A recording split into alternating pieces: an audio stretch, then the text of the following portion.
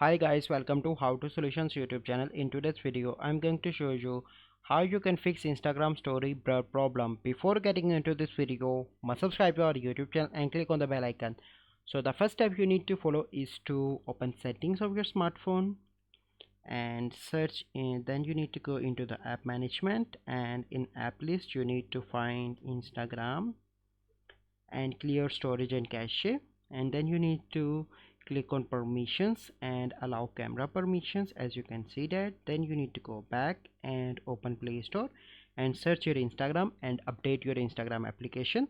Then you need to go back and open Instagram and click on your story and try to paste the story. So you can see that this story is not blurred. Then you need to click on that and share that story with your friends. So this is a process by which you can fix photo blur or story blur problem. I hope you find this video helpful. If you find this video helpful, must like this video, subscribe to our YouTube channel for future videos. We'll see you in the next video. Thank you. Have a good day.